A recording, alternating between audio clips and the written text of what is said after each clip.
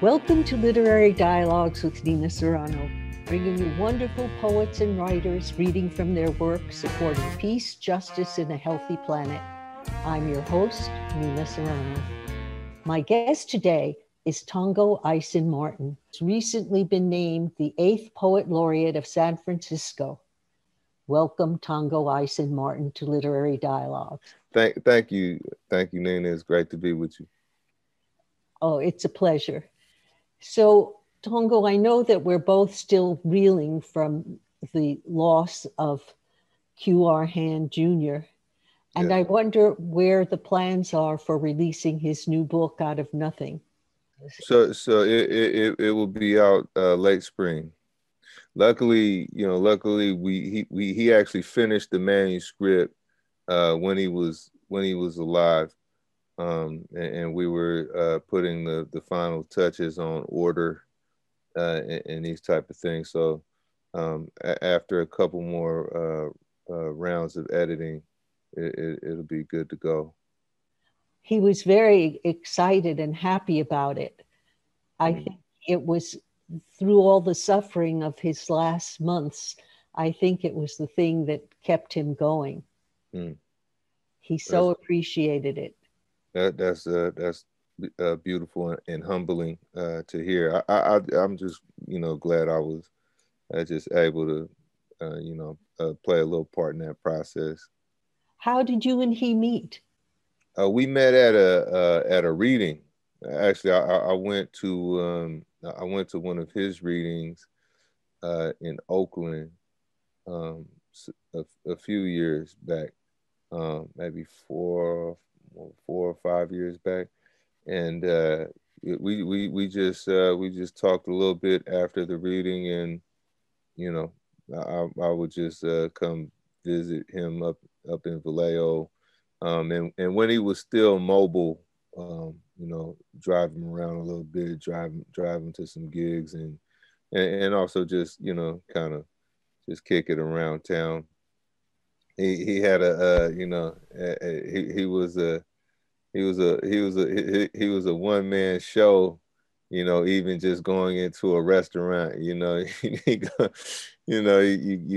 get a bite to eat with him. Next thing the owner of the restaurant's life story, he just kind of was almost was in perpetual dialogue with humanity and all representatives, of the human journey. He never stopped engaging.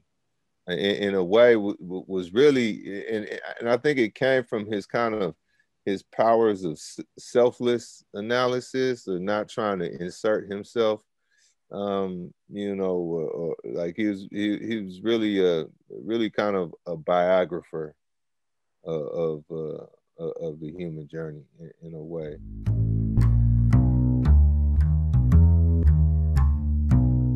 Our hemisphere. Afro-Carib, Latin, hillbillies, Semitic, Hamitic, semi-Dravidian natives who might have come from India and sure enough be in the Indies here. Those carrying glyphics to the new world whose old dwellers take to the hills still and teach us to worship there.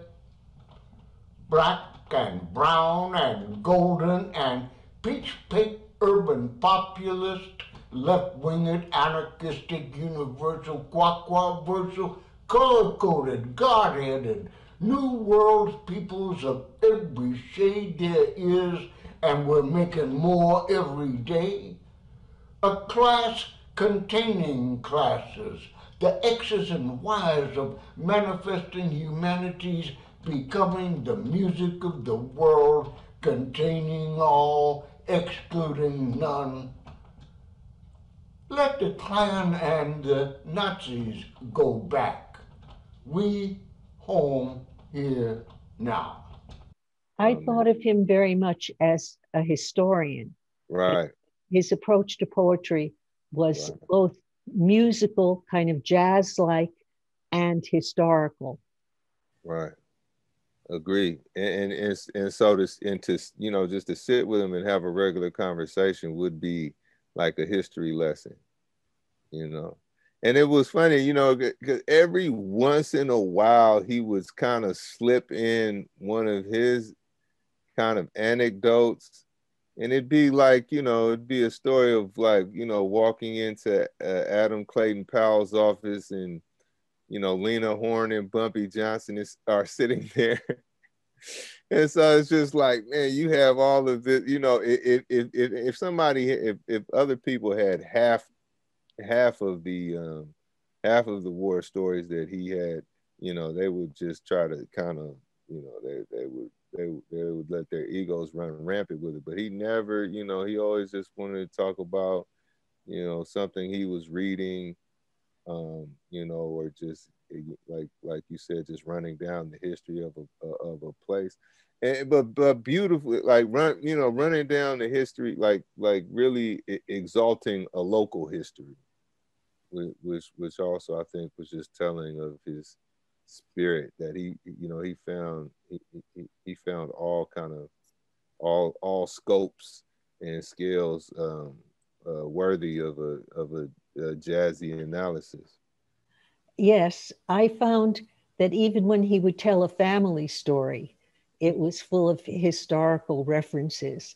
And it always had a very liberationist viewpoint. For sure, for sure.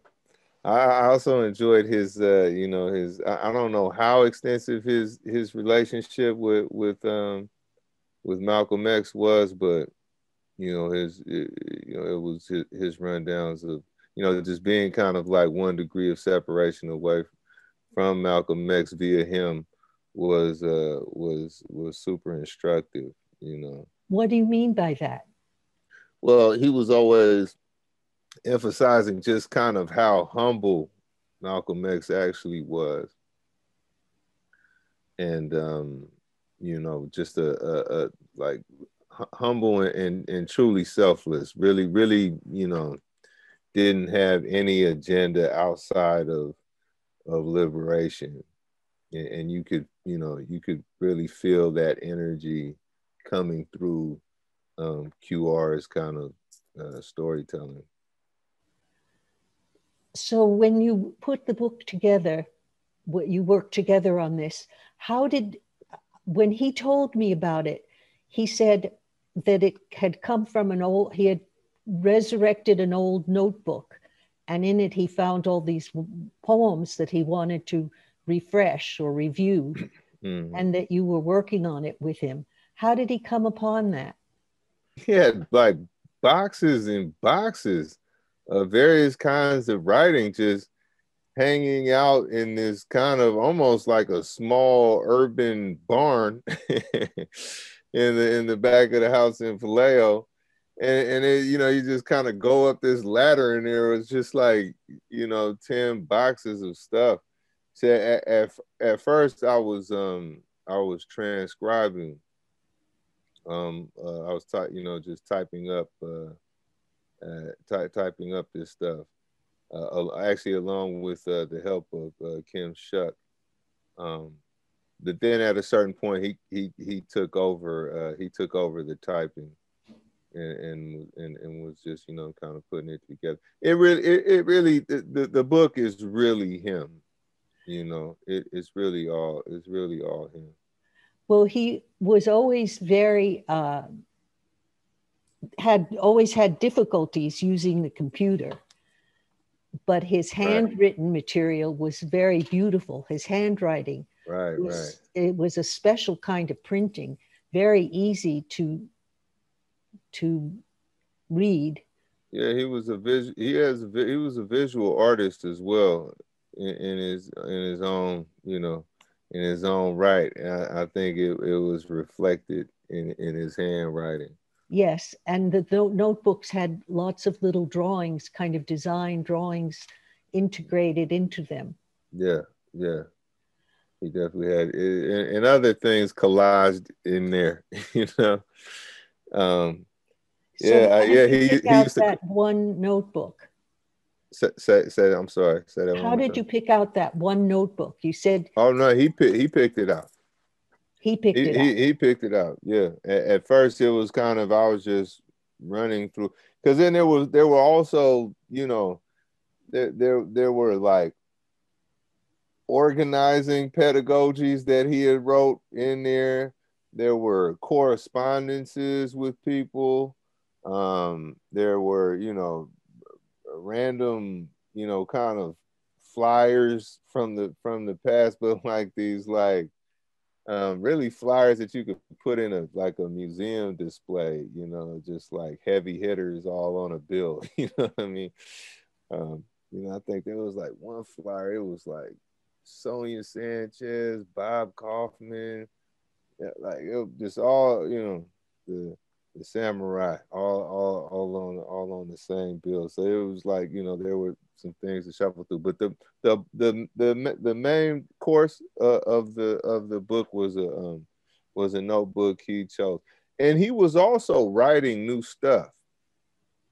There are also kind of brand new poems in there. And Well. did you include that in the Out of Nothing manuscript, the brand new Yes. poems? Yeah. They're in What there. were his newer themes? I think he was just. It was just he had like a beautiful kind of just molecular touch. What do you mean by with molecular? like he would really get down into the ingredients of reality. What makes kind of like so he'd take a present moment in late stage imperialism and really kind of pick it apart. And so if you look at the themes of just kind of really what's an American totalitarianism, what goes on in a courtroom, and he would kind of just like give it these like almost in a way he was subtitling reality. But now the subtitles themselves are are also like kind of like demolition and then recreation of language in a way that was almost he was just kind of really almost cerebrally double jointed. Like he could just make really quick moves and turns out of just one word or a couple words. So it's like a dual craft where he's both making political assertions or social assertions, and he's also just like making wild music just with language. Numberless are the sands on the seashore.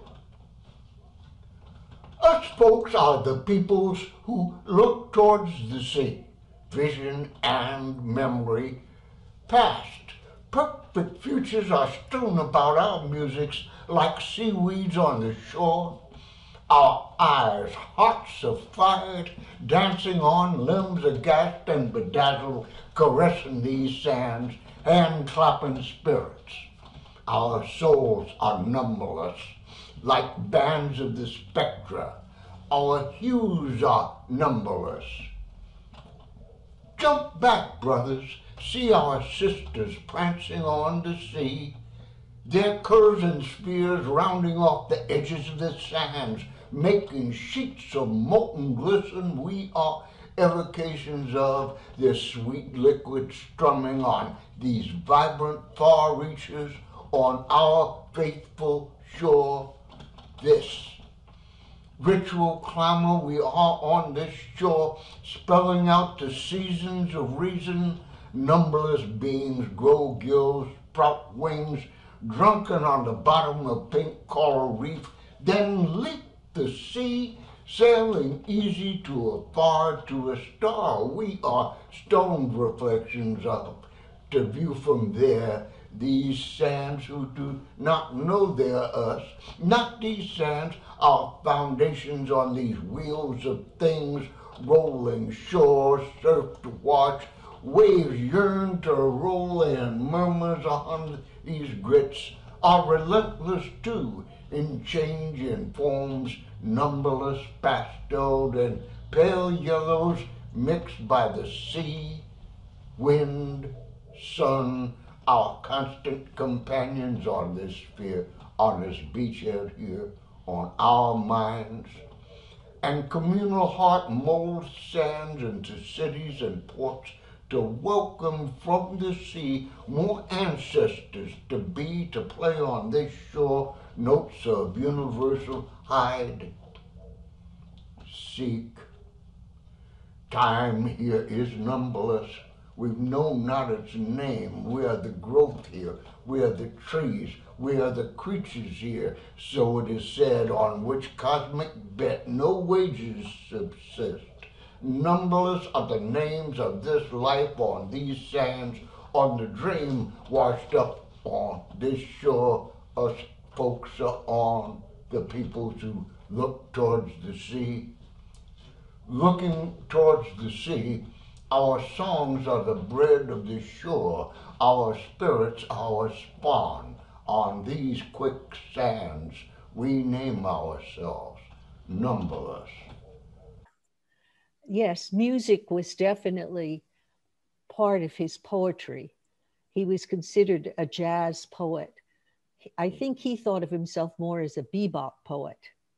Right, I agree. I Though agree I would have trouble saying what was the difference between jazz and bebop, or how was bebop part of jazz myself.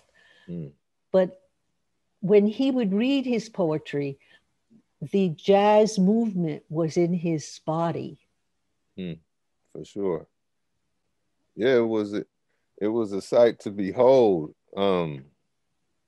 I think it was just kind of a courage to it, you know, or you know, just a freedom from convention, to the point where he could almost, you know, he wouldn't mind, you know, singing for, like, he wouldn't mind impersonating a saxophone solo right in the middle of a set, you know. And he was always, you know, he was always just, yeah, looking for opportunities to kind of to create a hybrid presentation of word and jazz solo. Well, he was very much into collaboration, both with the Word Wind group and his recruitment of myself and Tom Stanton to work on a piece by Diane DePrima. And he kind of guided us and trained us in it as we rehearsed for it. I wonder if he had an influence on you as a collaborator. I sat in with the Word Wind chorus before did a kind of read I think it was a couple poems. I got to join them actually when they were at Bird and Beckett bookstore, which is a real groovy bookstore in San Francisco that both is both the cradle of literary and jazz civilization. You know what I mean? Yeah. You know, it was again. I think what rubbed off was that, like, a kind of a reckless abandon. You know, to kind of leave no stone unturned as far as just like the, you know, the vibrational potential of words. Yes, he was very much like that as we would rehearse the Diane DePrima piece, that he would make us go back and explore. Was that the Our Lady? Yes. Refrain, yeah, yeah. Yeah. He showed me that. He showed me that. It was a beautiful poem and a beautiful poem to make collective.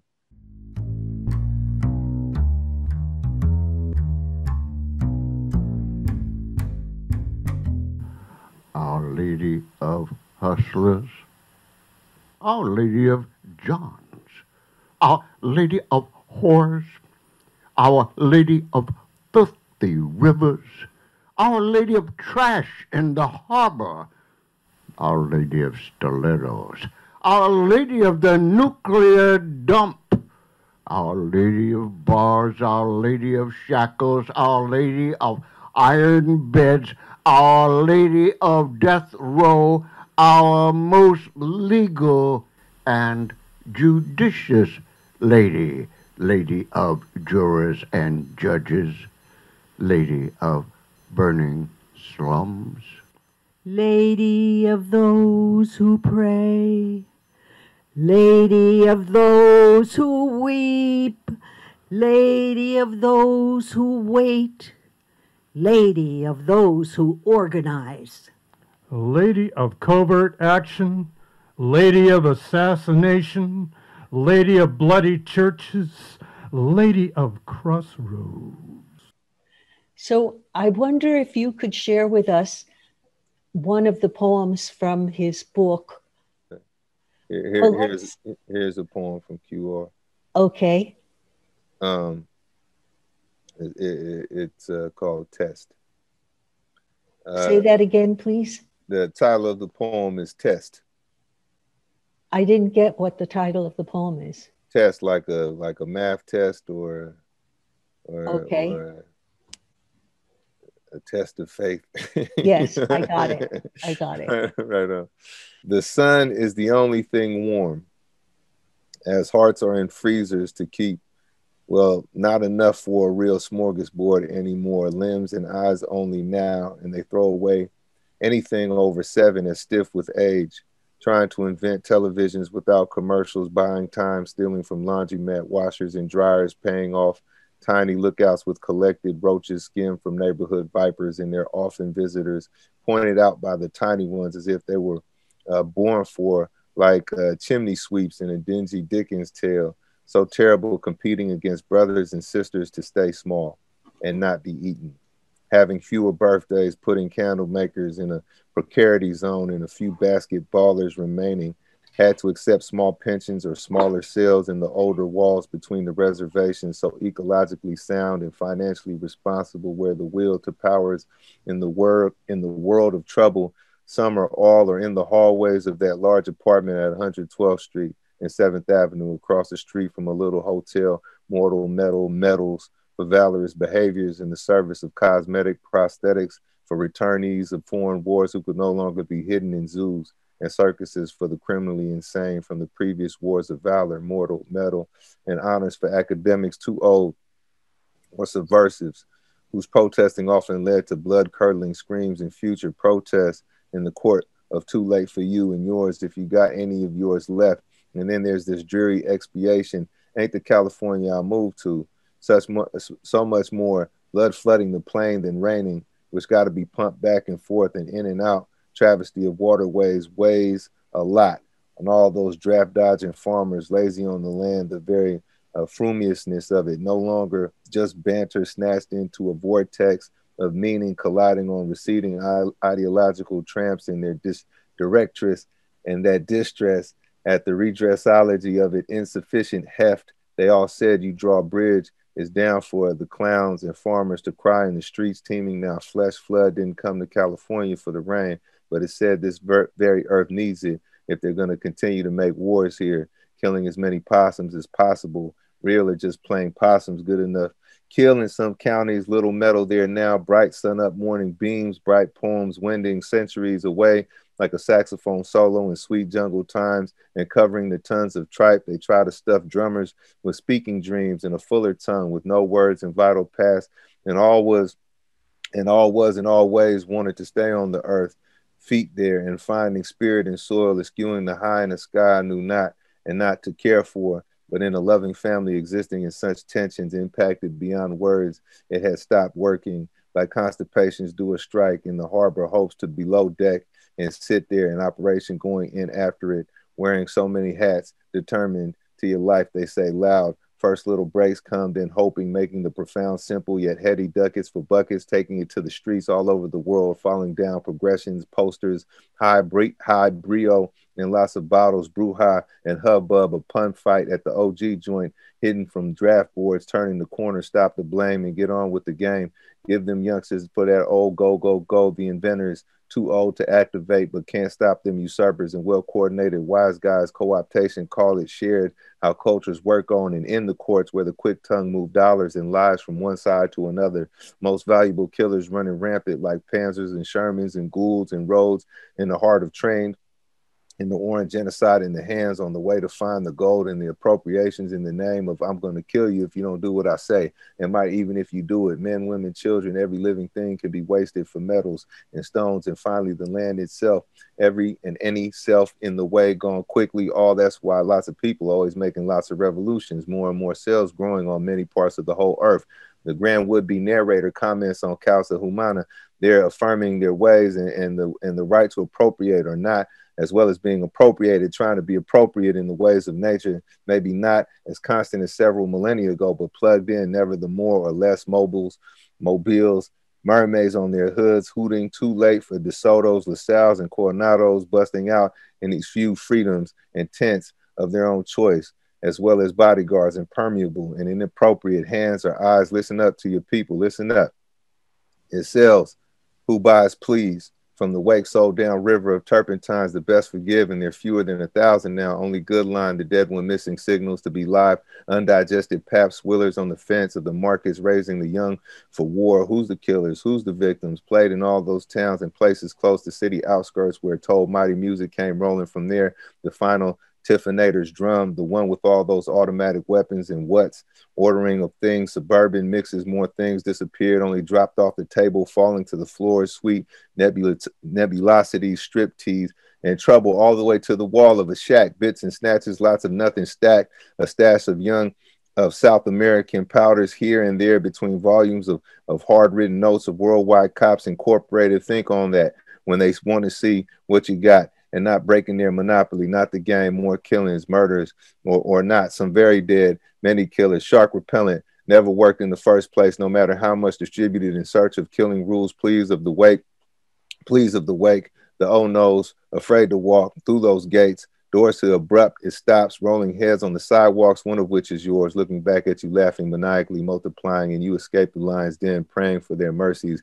giant feline noblest, oblige, a member of some kind of packs, like yourselves, expecting a miracle, bugle, and cavalry, appearing through the dust storms, an Indian guy with my scent helping him and his dog, swear could find anything when a drone won't work anymore, union or not, the media may be too late to catch your demise, like Che to read the unreadables, all the unreadables on Time's desktop. Wow. Yeah. Wow. When did he write that? This is one, if I'm not mistaken, I believe this is a brand new one. Really? There's so much energy in that. And he was 83 and deathly ill. Yeah. You know, the source continued to travel through him. I bet it was very tiring for you even to read it. Because he's making so many moves in there, and I'm trying to trying to illustrate all the the thing is, like, as exciting it is in the air, it's just as exciting, if not more, on paper, because you can see more, even like just the plays he's making with words that I can't even express. So it's just really a torrential mind. You did a very good job of reading that. Right on. Very much had his spirit. So how will people be able to get QR's book when it's finally published? So we did start a press called Black Freighter. Is that a reference to the Bertolt Brecht song? Exactly. It for sure is. We have a site, blackfreighterpress.com, actually where you can pre-order the book right now. It's called Out of Nothing by Out of Q. nothing. R. Hand Jr. Yes. Well, I want to thank you for this conversation. Honored, honored. You know, your reputation precedes, you know, a few dimensions. You know what I mean? So Oh, it's honored to be it's an honor to be with you, and to talk about and to be able to talk about QR. You know.